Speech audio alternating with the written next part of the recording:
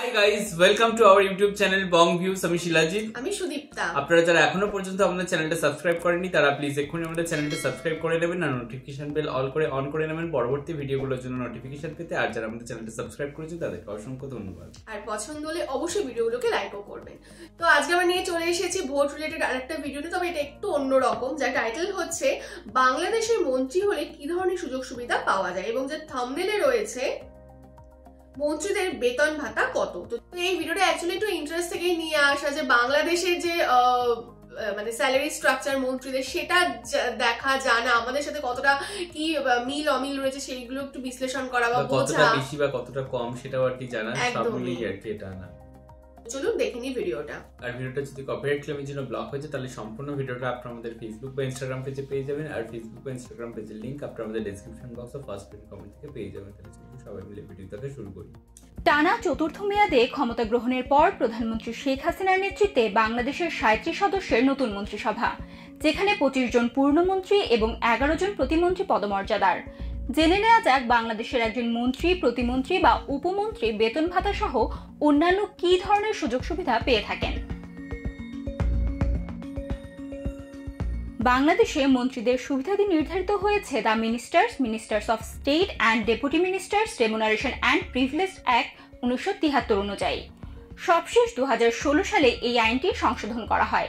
এই আইন অনুযায়ী একজন মন্ত্রী মাসিক 1,05,000 টাকা বেতন পান। ডেপুটি স্পিকার, বিরোধী দলীয় নেতা এবং চিফ হুইপরাও সমান বেতন পান। একজন মন্ত্রী 1,500 টাকা দৈনিক ভাতা, 7,500 নিয়ামক ভাতা, 7.5 লাখ টাকা স্বেচ্ছাধীন তহবিল এবং মোবাইল ফোন কেনার জন্য 75,000 টাকা বরাদ্দ পান। এছাড়া বিনা ভাড়ায় একটি সরকারি বাসভবন পান মন্ত্রী। শুধু তাই নয়, বাসভবনের গ্যাস, বিদ্যুৎ, পানি, টেলিফোন সহ যাবতীয় রক্ষণাবেক্ষণের ব্যয় বহন করে সরকার। আসবাবপত্র ক্রয়ের জন্য বরাদ্দ থাকে 5 লাখ টাকা পর্যন্ত। কোনো মন্ত্রী যদি সরকারি বাসায় না থাকেন তবে 80,000 টাকা বাড়ি ভাড়া পেয়ে থাকেন। গ্যাস, বিদ্যুৎ, পানি, টেলিফোন সহ সব ধরনের সেবা খাতের বিলও পেয়ে থাকেন তিনি।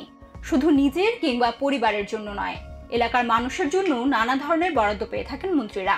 মসজিদ মন্দির উন্নয়ন সহ এলাকার মানুষের দাতব্য কাজে বছরে 10 লাখ টাকা দেওয়া হয় তাদের, যার মধ্যে একজন ব্যক্তিকে সর্বোচ্চ 50,000 টাকা দিতে পারেন তারা। নির্বাচনী এলাকার সাক্ষাৎ প্রার্থীদের আপ্যায়নের জন্য মাসে 10,000 টাকা বরাদ্দ পান মন্ত্রীরা। ব্যক্তিগত সহকারী হিসেবে উপসচিব পদমর্যাদার একজন একান্ত সচিব, সহকারী একান্ত সচিব এবং সরকারি কর্মচারীদের বাইরে আরেকজন সহকারী একান্ত সচিব পান মন্ত্রীরা। এছাড়া 2 জন ব্যক্তিগত কর্মকর্তা, একজন জমাদার, একজন আর্দালি, 2 জন অফিস সহায়ক এবং একজন পাচকের সুবিধা পান মন্ত্রীরা।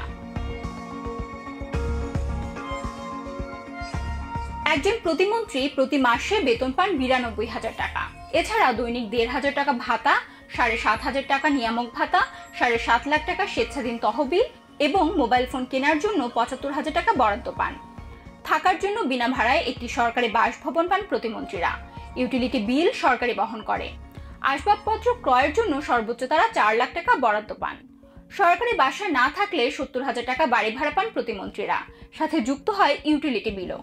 এলাকার মানুষের দাতব্য কাজের জন্য একজন প্রতিমন্ত্রীকে বছরে 7.5 লাখ টাকা দেওয়া হয়। এ টাকার মধ্যে একজন ব্যক্তিকে সর্বোচ্চ 35,000 টাকা দিতে পারেন তারা। নির্বাচনী এলাকার সাক্ষাৎ প্রার্থীদের আপ্যায়নে মাসে 7,500 টাকা পেয়ে থাকেন প্রতিমন্ত্রীরা। বিমান ভ্রমণের ক্ষেত্রে 8 লাখ টাকার বিমান সুবিধা এবং একটি করে গাড়ি পান প্রতিমন্ত্রীরা।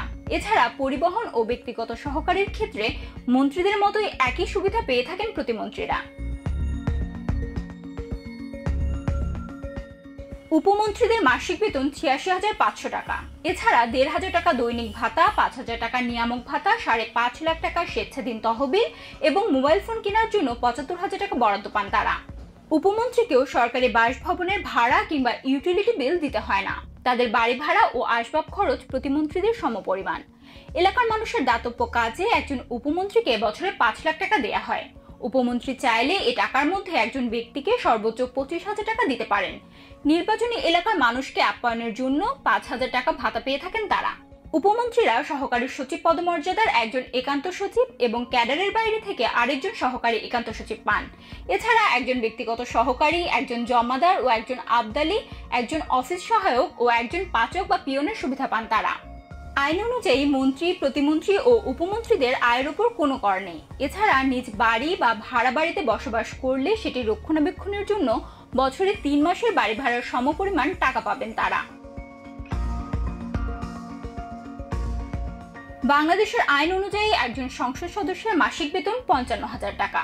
এছাড়া প্রতি মাসে নির্বাচনী এলাকায় যাওয়া আসার জন্য 12,500 টাকা ভাতা, 5,000 টাকা সম্মানী বা আপ্যায়ন ভাতা, 70,000 টাকা যাতায়াত খরচ এবং 15,000 টাকা অফিস খরচ পান তারা। সব ভাতা করমুক্ত থাকে। সংসদ সদস্য ও তার পরিবারের চিকিৎসা ভাতা প্রথম শ্রেণীর কর্মকর্তার সমান। এছাড়াও সরকারের কাছ থেকে প্লট ও শুল্কমুক্ত গাড়ি আমদানির সুবিধা পেয়ে থাকেন তারা।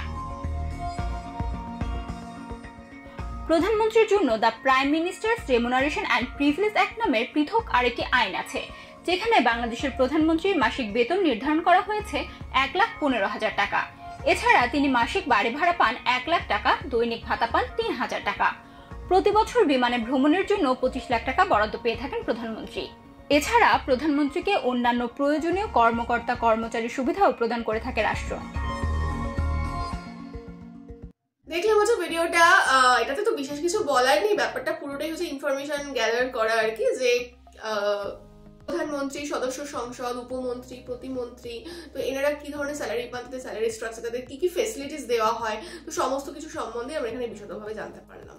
তবে একটা জিনিস কি আমি এখানে একটা নতুন জিনিস দেখতে পেলাম যে উপমন্ত্রী, তো আমাদের এখানে মন্ত্রী এবং হচ্ছে প্রতিমন্ত্রী এই জিনিসগুলো রয়েছে, বাট এখানে আমরা উপমন্ত্রী হিসাবে জানতে পারলাম। আমাদের এখানে উপমুখ্যমন্ত্রী হয়ে থাকে, বাট এরকম উপমন্ত্রী বলে আলাদা কিছু নেই। তো এই উপমন্ত্রীর কাজ কি সেটা আপনারা অবশ্যই জানাবেন, যে আপনাদের সংসদে উপমন্ত্রীদের কাজ কি, বা যে মন্ত্রিসভা হয় তাতে উপমন্ত্রীর ভূমিকা কি থাকে। আর তাদের যে রেমুনারেশন বা সমস্তগুলো দেখলাম, সেগুলো দেখলাম মানে অন্যান্য মন্ত্রী বা প্রতিমন্ত্রীর থেকে কম। তো আই থিঙ্ক হয়তো তাদের থেকে একটু নিচু পোস্টেই কিছু, হ্যাঁ, বাট তাদের কাজটা কি সেটা আমার জানার একটা কৌতূহল রয়ে গেল। বাট মোটামুটি স্যালারি স্ট্রাকচার কিন্তু আমাদের দেশের মতোই, মানে সিমিলার টু ইন্ডিয়া। প্রতিমন্ত্রী বলুন, তারপরে মন্ত্রিসভার মন্ত্রী বলুন এবং হচ্ছে প্রধানমন্ত্রী, তাদের স্যালারি স্ট্রাকচার কিন্তু মোটামুটি আমাদের মতোই এবং ফেসিলিটিস গুলো অনেকটাই সেম। সবকিছু সিমিলারিটিস এর মধ্যে একটা জিনিস একটু আমাদের দেশের তুলনায় কম লাগলো, কারণ আমাদের দেশের সাংসদদের যে মাসিক বেতন সেই তুলনায় কিন্তু বাংলাদেশের সাংসদদের মাসিক বেতন অনেকটা কম। তো এই একটা ডিফারেন্স আমরা দেখতে পেলাম।